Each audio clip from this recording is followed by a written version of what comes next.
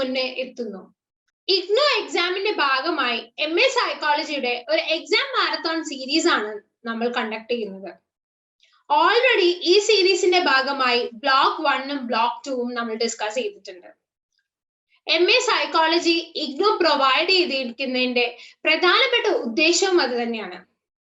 Psychology എന്ന് പറയുന്ന ഫീൽഡിൽ ഏറ്റവും ഇമ്പോർട്ടന്റ് ആയി വരുന്ന പേപ്പേഴ്സിനെ എല്ലാം കൂട്ടിച്ചേർത്താണ് IGNOU ഈ ഒരു പാഠ്യപദ്ധതി ഉണ്ടാക്കിയിരിക്കുന്നത്.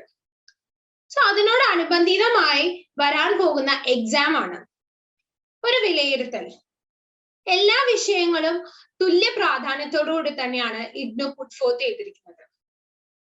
മാസ്റ്റേഴ്സ് എന്ന് പറയുമ്പോൾ സ്വാഭാവികമായും കുറച്ചും കൂടെ അധികം സീരിയസ് ആയി ഗൗനിക്കേണ്ട ഒരു വിഷയമാണ്.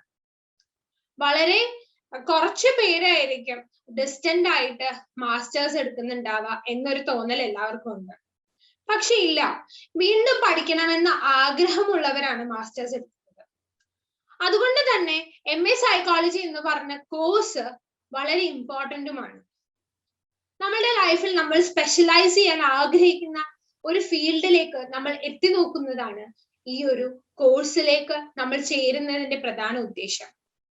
MA സൈക്കോളജിയിലെ ഏറ്റവും രസകരമായ ഒരു പേപ്പറാണ് ലൈഫ് സ്പാൻ സൈക്കോളജി. ജനതികമായി ഒരു കുഞ്ഞ് ജനിക്കുന്നതും ആ കുഞ്ഞിന്റെ എല്ലാ കാലഘട്ടങ്ങൾ പ്രായമാകുന്നത് വരെ കംപ്ലീറ്റ് ആയിട്ട് ഡിസ്ക്രൈബ് ചെയ്യുന്നത് ഈ ഒരു പാഠ്യപദ്ധതി. MA സൈക്കോളജി IGNOU പ്രൊവൈഡ് ചെയ്യുമ്പോൾ അതിൽ ഏറ്റവും രസകരവും ഏറ്റവും സിമ്പിൾ ആയിട്ടുള്ള ഒരു പേപ്പറാണ് ലൈഫ് സ്പാൻ സൈക്കോളജി. ജീവിത കാലയളവിനെ കുറിച്ച്, അതിന്റെ ഒരു മനഃശാസ്ത്രത്തെ കുറിച്ച് കംപ്ലീറ്റ് ആയിട്ട് എക്സ്പ്ലെയിൻ ചെയ്യുന്ന ഒരു പേപ്പർ.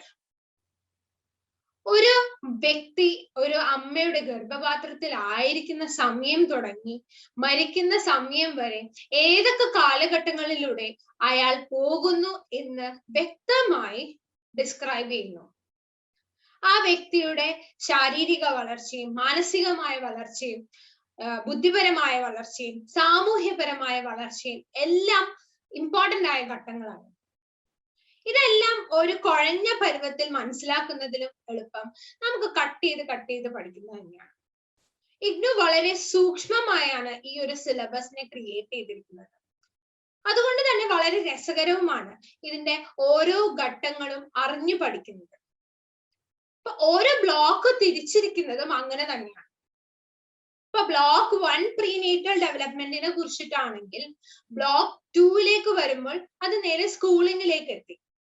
അപ്പൊ ആദ്യത്തെ ബ്ലോക്കിൽ ഓൾറെഡി ഇൻഫൻസിയും ചൈൽഡ്ഹുഡ് ഒക്കെ കവർ ചെയ്ത് പോവുകയാണ്.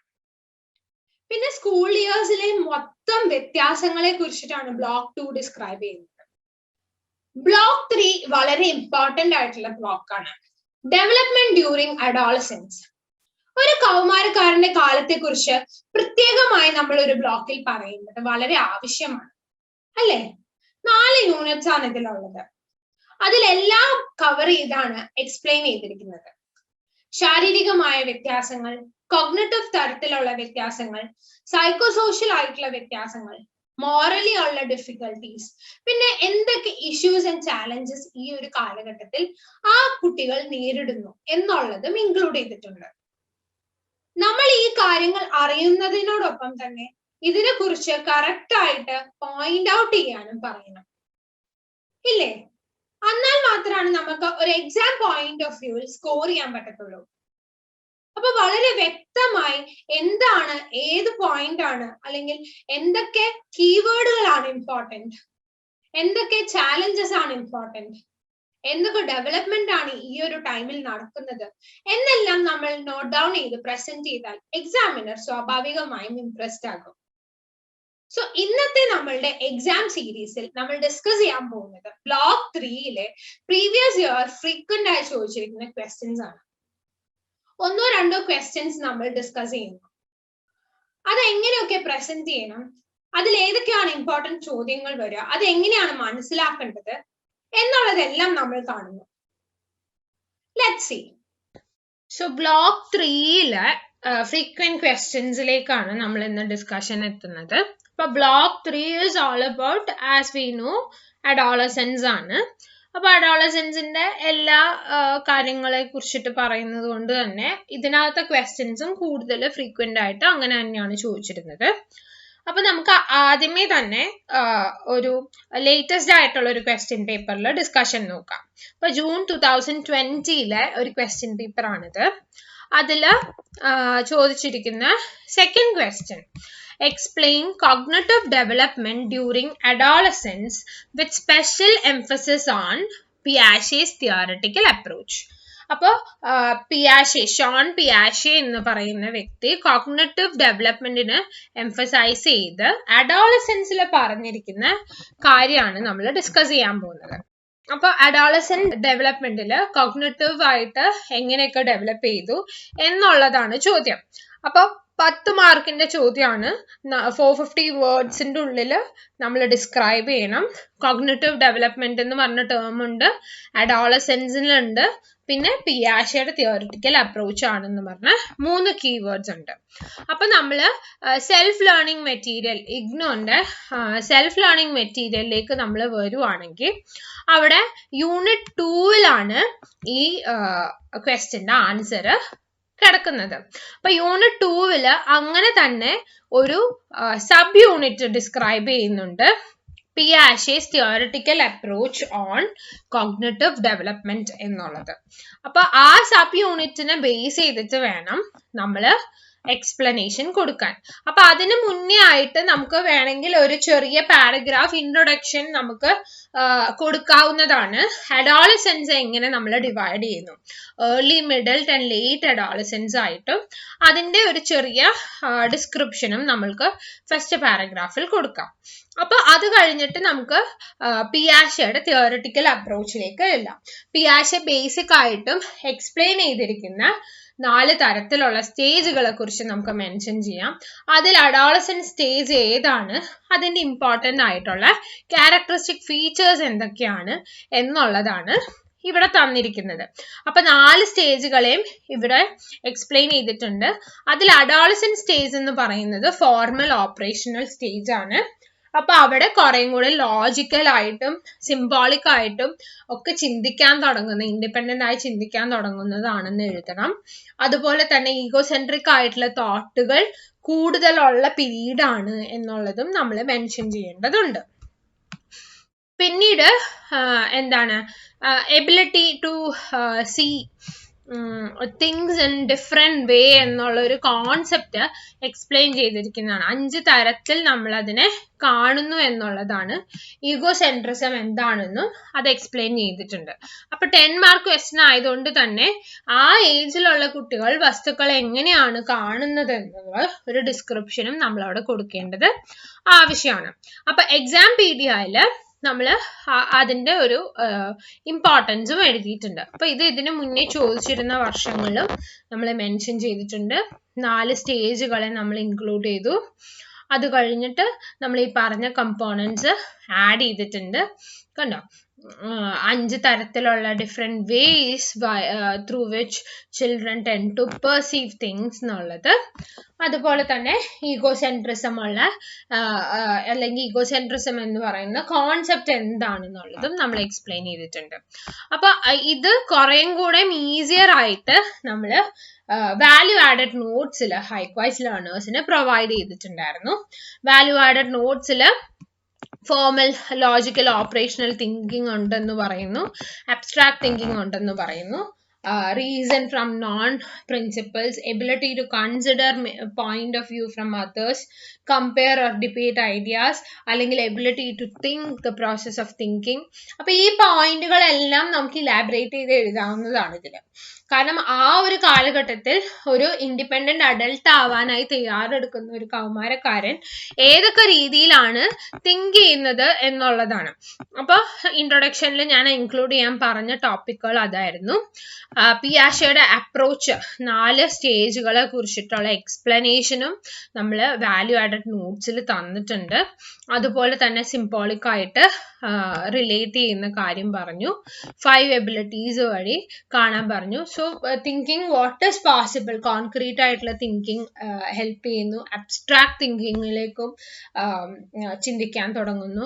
അതുപോലെ തന്നെ സ്വന്തമായി കാര്യങ്ങൾ ആലോചിച്ച് പ്രോബ്ലം സോൾവ് ചെയ്യാനും ഹയർ ആയിട്ടുള്ള കോഗ്നിറ്റീവ് പ്രോസസ്സുകളിലേക്കൊക്കെ ചെല്ലുന്നു. മൾട്ടി ഡയമെൻഷണൽ ആയിട്ട് ഒരു കാര്യത്തെ വിലയിരുത്താൻ പഠിക്കുന്നത് ഈ പ്രായത്തിലാണ് എന്നുള്ള പോയിന്റുകളെല്ലാം നമുക്ക് ഇൻക്ലൂഡ് ചെയ്യാവുന്നതാണ്. സോ നമുക്ക് അടുത്ത ചോദ്യം എന്താണെന്ന് നോക്കാം.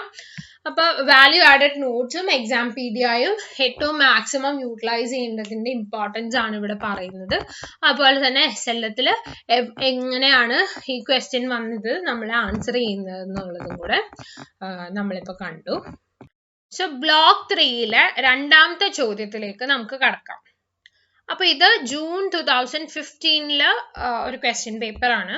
അതിൽ മാത്രമല്ല ഈ ഒരു ചോദ്യം വന്നിരിക്കുന്നത്, പക്ഷെ ഞാൻ ഒരു സാമ്പിൾ ക്വസ്റ്റ്യൻ പേപ്പർ കാണിച്ചു എന്നുള്ളതേ ഉള്ളൂ. അപ്പൊ 2015 വന്ന ഒരു ചോദ്യം എന്താണെന്ന് വെച്ചുകഴിഞ്ഞാൽ, discuss various challenges during adolescent stage. അപ്പൊ ഒരു 10 മാർക്കിന്റെ ചോദ്യമാണിത്. 10 മാർക്കിന്റെ ചോദ്യം ആയതുകൊണ്ട് തന്നെ അഡോളസെന്റ് സ്റ്റേജ് എന്താണെന്ന് നമ്മൾ ഡിസ്ക്രൈബ് ചെയ്യേണ്ടത് ആവശ്യമാണ്.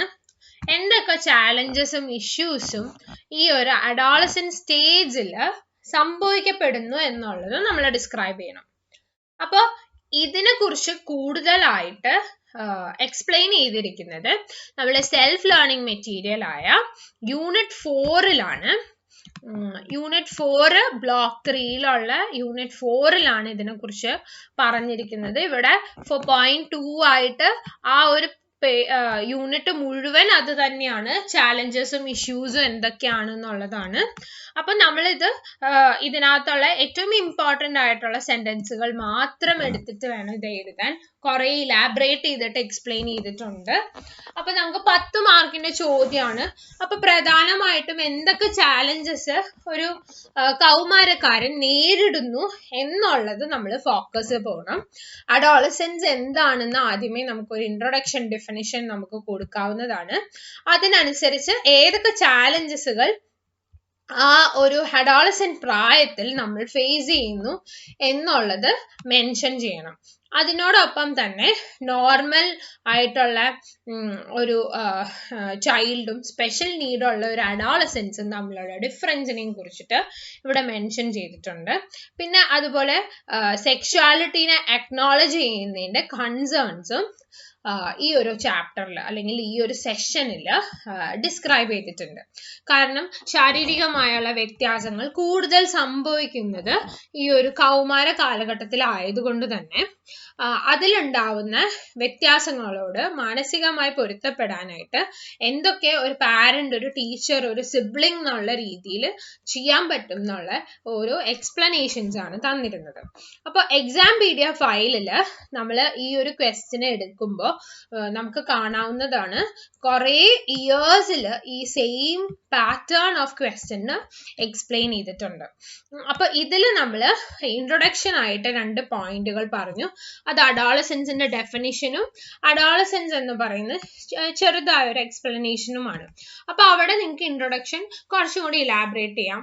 എന്തൊക്കെയാണ് അഡോളസെന്റ് ഏജ് ടൈം, എന്തൊക്കെയാണ് ബേസിക് ആയിട്ടുള്ള അവരുടെ ബിഹേവിയേഴ്സ് എന്നുള്ളതെല്ലാം നിങ്ങൾക്ക് അവിടെ എക്സ്പ്ലെയിൻ ചെയ്യാം.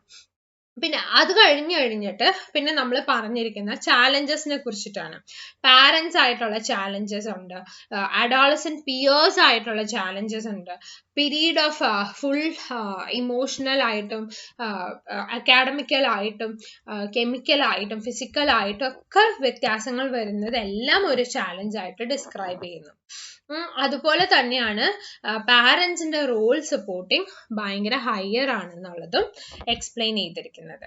അപ്പോൾ നമ്മൾ ആ ഓരോ ചാലഞ്ചുകളെയും നമ്മൾ ഹൈലൈറ്റ് ചെയ്ത് പറയേണ്ടത് വളരെ ആവശ്യമാണ്. അപ്പോൾ ഈ പറഞ്ഞ പോലെ പാരന്റ്സ് ആയിട്ട് ഒരു ഇഷ്യൂ വരാനുള്ള പോസിബിലിറ്റി ഹയർ ആണ്, പിയേഴ്സ് ആയിട്ട് ഇഷ്യൂ വരാനുള്ള പോസിബിലിറ്റി ഹയർ ആണ്, അതുപോലെ തന്നെ ബാക്കി ഫിസിക്കൽ, കെമിക്കൽ, ഇമോഷണൽ ചാലഞ്ചസ് സംഭവിക്കുന്നു എന്നുള്ളത് മെൻഷൻ ചെയ്യാം.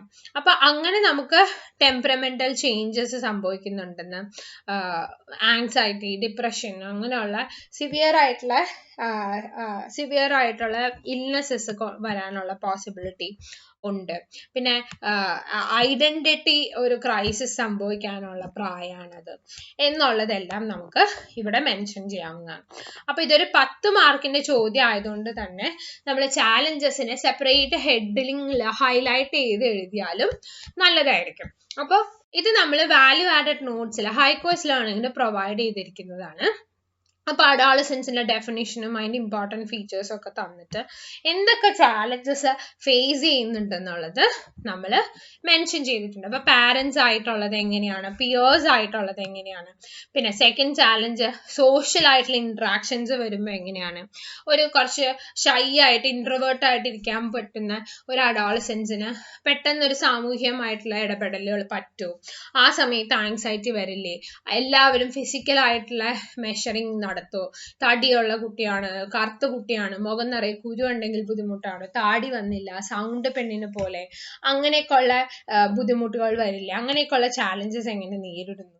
പിന്നെ അതുപോലെ തന്നെ ബോഡിലി ചേഞ്ചസ് എങ്ങനെയാണ് പിയേഴ്സ് ആക്സെപ്റ്റ് ചെയ്യുന്നത് എന്നുള്ളതെല്ലാം നമ്മൾ അവിടെ ഡിസ്ക്രൈബ് ചെയ്തിട്ടുണ്ട്. പാരന്റ്സ് ഹെൽപ്പ് ചെയ്യുന്നത് ഏതൊക്കെ രീതിയിൽ ഹെൽപ്പ് ചെയ്യാം എന്നുള്ളതിനെ കുറിച്ചിട്ടും ഇത് എഴുതുന്നു. അതുപോലെ തന്നെ സെക്ഷുവാലിറ്റിനെ അക്നോളജ് ചെയ്യാനായിട്ടുള്ള ഈസിയസ്റ്റ് ആയിട്ടുള്ള മെത്തേഡ്സും ടിപ്സ് ആൻഡ് ട്രിക്സും മെൻഷൻ ചെയ്തിരിക്കുന്നത് പോലെ തന്നെ പ്രൊഫഷണൽ നീഡഡ് ആവശ്യമായ ഹെൽപ്പുകൾ എടുക്കണമെങ്കിൽ അങ്ങനെയും എടുക്കേണ്ടതായി പറയുന്നു. അപ്പൊ ഈ ഒരു കോംപ്രിഹെൻസീവ് ഐഡിയ വെച്ചിട്ട് വേണം ഈ ഒരു ക്വസ്റ്റ്യൻ ആൻസർ ചെയ്യാൻ. അപ്പൊ ചാലഞ്ചസ് എന്ന് പറയുമ്പോൾ ഏതൊക്കെ ചാലഞ്ചസ് ആണ് നമ്മൾ അണ്ടർലൈൻ ചെയ്ത് ഫോക്കസ് ചെയ്ത് പറയാം, എന്നിട്ട് അതിന് ഇലാബറേറ്റ് ചെയ്ത് നമുക്കൊരു എക്സാമ്പിൾ കൊടുക്കാം. അപ്പൊ ഈ ഒരു ക്വസ്റ്റ്യന്റെ കംപ്ലീറ്റ് ആയിട്ടുള്ള ഒരു ആൻസറിങ് സംഭവിക്കും. സോ നെക്സ്റ്റ് ബ്ലോക്ക് 4 നമുക്ക് അടുത്ത സെഷനിൽ കാണാം. Till then bye.